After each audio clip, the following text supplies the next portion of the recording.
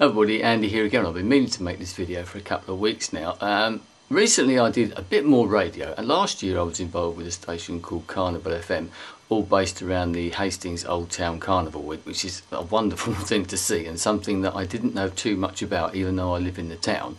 Don't tend to venture up that sort of way, and because of the last 2 years, but this year especially, being there and experiencing it all the different weird and wacky and quirky things that go on, and far too many to list here, but maybe I can put some links to things down below. It gets you involved. There's a right little community up there, completely different way of life, and it's a wonderful and, as I said, a pretty unique spectacle, I think, the whole Carnival Week, which is one reason why the radio station's there, but a proper little community station. As with last year, I did a series of local music shows, 2-hour shows in the evening. I think I did 6 in total this year. But as with last year, we did some live sessions within those shows as well. For five of the shows, we had 2 sessions per day. Actually, we only had one of those days, but I'll talk about that in a minute. Last year we did them, and we made some videos, but with the best will in the world, you know, we were sort of treading water a bit. We weren't really sure what we were doing because it happened all quite quickly. And so it wasn't quite done as I would have liked it to have been. I said that's nothing against the people that helped me out, because they did as best as they could with the equipment and the time that we had available. But this year, luckily, we've got some other people involved. There's some guys doing some video. We just started up a little video production company called Rock and Roll Productions. So guys there trying to do video, and a guy called Pat who's involved with sound. He's worked in radio studios. He worked with McCartney, and he's worked with people like this. So he was doing the live sound, and we did it pretty much exactly as I wanted to. And we had a little bit of a trial run because we had Claire Hamill come into the studio a couple of weeks prior to the broadcast, before anything was set up, to try it out, because Claire couldn't do the interview or the live session actually live during the broadcast itself because she was away. And it was a great opportunity to actually get to know the guys a bit, find out how everything works and whether it could work.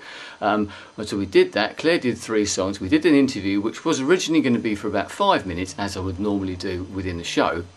But the interview went on for 28 minutes, and we continued the conversation in the bar downstairs for about an hour after that. So it could have been a lot longer. Maybe another time it will be.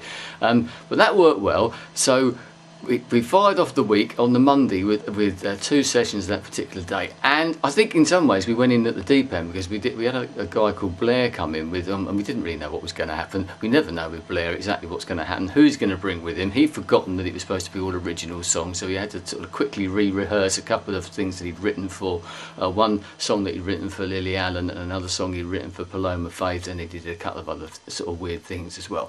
And we knew, well, I certainly knew, and I think everybody else was a bit aware of this, but we weren't quite sure, were we sort of taking on a bit too much here? Because apart from doing a radio show within a radio station which is commercial, so you've got your weather to do, and you've got all the other bits and your adverts that go in there, and all this type of thing, trying to play some local music as well, and trying to fit in 2 sessions, and all the musicians that come in setting them up, especially this year where we had at least 2-3 cameras sometimes, plus the live set, and we had lights, we had a backdrop. It was all done very, very professionally, I think, and that actually impressed some of the people, because sort of jumping ahead a bit maybe, but one of the performers later in the week, I met him afterwards and bought him a beer to say sort of thank you, and he said, well, I'll be honest, Andy, he said, when I first thought about this and came into the studio, I was expecting it to be a sort of a bit of an amateurish thing, but he said as soon as I walked in and saw the lights and saw the people, and you know, that realised the professionalism of the people involved, I knew that this was being done properly, which I felt was a great compliment for everybody, not just for me, but for everybody involved with the station, but certainly the people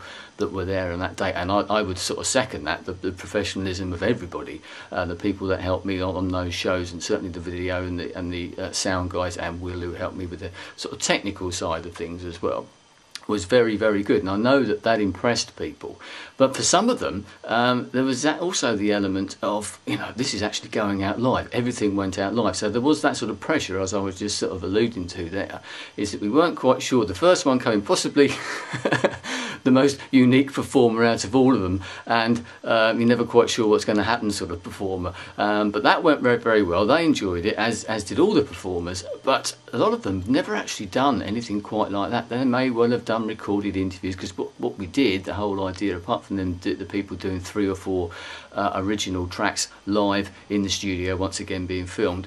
I actually did a short interview with them as well. I did that last year, but sat behind the microphone by my normal position on the desk sort of thing. This year, because it was being filmed, it added an added complication, so we had to sort of change things around, which made it even more sort of hectic, I suppose, and maybe a bit more pressure, although I don't think anyone particularly felt that, because the old adrenaline gets going and everyone's enjoying them, and it's, this is live radio, so everybody's sort of really on edge, and just said the adrenaline kicks in, etc.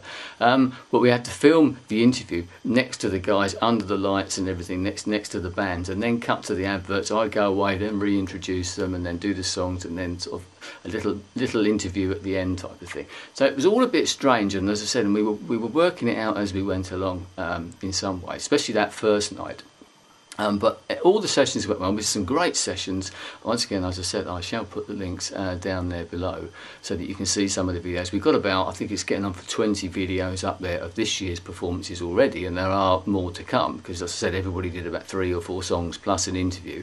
Everything was recorded, and also the audio was recorded, for the broadcast, but for the live stream and all that sort of stuff, but also to be put as a cut-in, edited into the particular videos as well. They've all been received very well as well. All the bands and the artists have got copies if they want them. And as I said, we got some very good compliments from the artists who thoroughly enjoyed themselves. And as I said, it was good for them. It's one of the reasons that I like to do this, because there was a mixture of older and younger bands, and quite an eclectic mix of music as well within those bands and artists.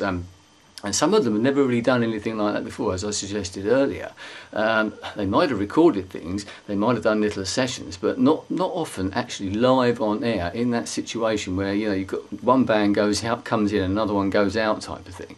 As I said, and there was one day where we had 2 4-piece bands in, and one of a fellow colleague DJ came in just to have a look around, to visit the studio, see me and have a chat and all this stuff. I couldn't believe how many people there were actually in the studio. How do you cope with all these people in the studio, all these people running around, apart from people watching and that type of thing? But very good, very, very enjoyable. And actually, one good thing from my point of view, I actually managed to get my wife down there for once, because she'd never taken a huge amount of interest, and not criticism of her, of some of these, my other life, as I say. And I suggested it to her, maybe you want to come down to the studio, and to my great surprise, she said yes, which was great. She came down with a couple of friends, thoroughly enjoyed it. Then we went off and watched one of the performances in one of the street parties up the road. So it was good for that side of things to come to see, as I say, my other life, my other work. And one of the other things that comes out of these situations, as with so many things like this, is the amount of people that you meet, and it's a networking opportunity, whether you realise it or not. Being involved with that particular station, it happens with Hastings Rock, but this is a slightly different scenario, I think, because there's more professional people, I should say. Once again, nothing against the people at Hastings Rock, but these people, a lot of them are currently in radio or have been in radio professionally recently. Recent graduates, as I said, doing a video and all. These people really know what they're doing, and they're doing it now. This is their livelihood, a lot of it, whereas with the Hastings Rocks, a lot of it is more of a hobby, I suppose. And once again, that's not denigrating them in any way, shape or form at all. Everybody's into it for the same thing, everybody's loving it and putting as much enthusiasm and effort in, and the professionalism on both stations shines through ultimately. But as I said, this is a bit different, and the amount of people that I've met over the last year, and also via the sort of Peerless Music project that I'm involved with as well, and how it all intermingles and how it all mixes up, and how many little opportunities and the conversations that you have with people. Maybe we could do this, maybe we could do that, because this has worked so well. How about we try this? Discussions with the video guys, discussions about other things which I won't go into now, which may come out of it in the future. So thoroughly enjoyable, lots of different things going on, and say off the back of that, having discussions literally in the last couple of days about other things as well. So things are quite interesting, things are moving on. One thing I will say though, I met somebody yesterday about one of these little things that may well be happening. Someone that I thought would understand a bit more, and they said, well, you must get paid for this, for Carnival FM, maybe not for Hastings Rock, but for, you must get something for it. And I said, no, I don't get anything for it, no, nor does anybody. Everybody does it for nothing. In fact, you know what it's like with these things. If you volunteer for anything, it actually ends up costing you money, because your transport costs, if you have any, you don't get reimbursed for that or whatever, and you always have a beer above a pub again and all this sort of stuff. So it ends up costing money, but you do it because you love it, because you enjoy doing what you're doing. Yes, some people may use it for other means. It's great publicity for yourself or whatever, if you ever wanted and to take it further. And also, say, for those professional people, it's a good little tick in the box to put into your CV, all those things you can put onto your show reel or something if you feel like it. So I'm thinking about that side of things as well, how maybe you can make some money out of these things, because at the moment there isn't any. And as I said, it's amazing how many people, even people you would expect, would realise that type of thing, don't understand that so many of these things, the people are doing it for completely nothing, just for the love of it, for the love of the town, the community, the music, whatever it is, the love of radio, the love of just doing what they like to do and having an opportunity to do that sort of thing as well, and getting involved in it. Another thing that's come out of it for me, actually, this has come over from a number of years, I suppose, but certainly hit home this year, is a sort of, apart from enjoying doing the radio now, and obviously the local music, which I've become known for and sort of specialise in, I suppose, especially on Carnival FM. But I actually enjoy the sort of communication, the sort of broadcasting element of it. I mean, this is a great example. I've been doing this for I think it's very nearly 7 years now. I think my anniversary is very close for that. So that's been sort of building up, but there's a sort of sudden realisation that it crosses over, doing the video, doing the radio, and even doing a couple of little bits of TV, and you're thinking, I quite enjoy this.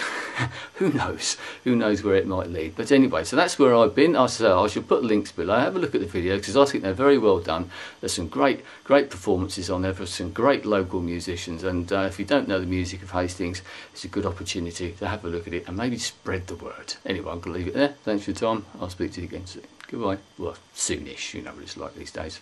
Bye.